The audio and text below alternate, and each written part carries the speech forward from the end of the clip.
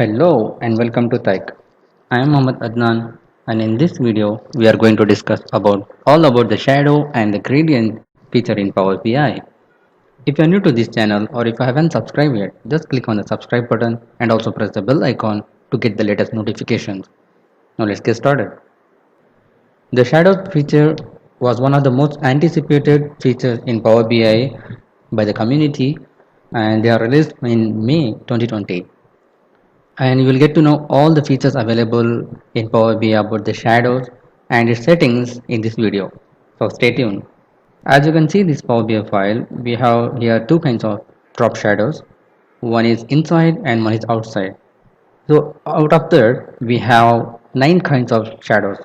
If I click on this any of the visual and go to this visualization pane, under the format tab you have this shadow option. You need to turn this on. Open this one. Here we have multiple options here. We can select the custom colors here as you can.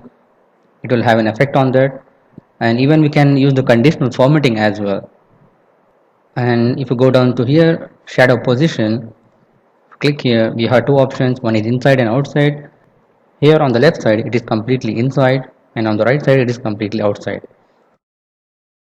So in the preset we have these options: 1 2 3 4 5 6 7 8 9 options are there, and none of them has been displayed here.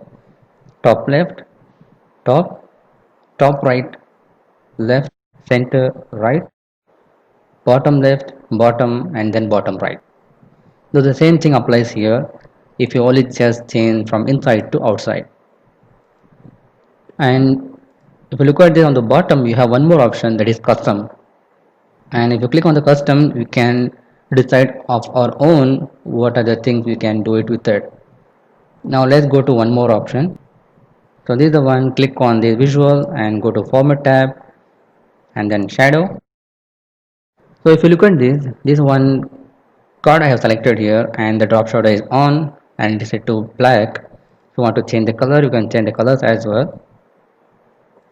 Let it be black, and the drop shadow is outside position and the preset is bottom right. Now I'm going to change it to custom. So it gives me the options here: size, blur, angle, distance, and transparency. So these are the options available here. The size of the shadow, if I'm going to increase this one, it's going to increase the size as well. And the level of effect of the blur you want to make, you can also change that. And if you set to 0, then it will be complete as a clear picture. And even you can change the angles as well, the shadow angle.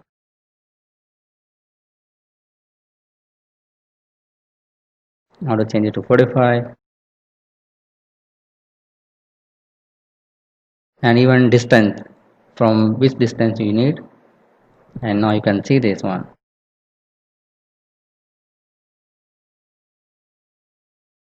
And the transparency level,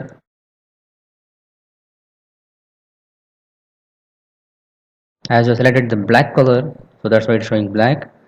Even you can change that as well. So this for the outside. Now you can change it the same thing to inside as well. So it's going to make an effect like this.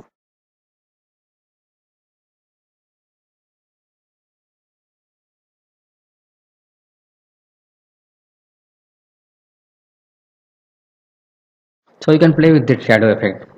Now I have done one more. Now if you look at this one, it will have a gradient effect on that chart. By default, this chart doesn't come with this kind of effects. We need to create that, and the shadow effect is going to help us to do this.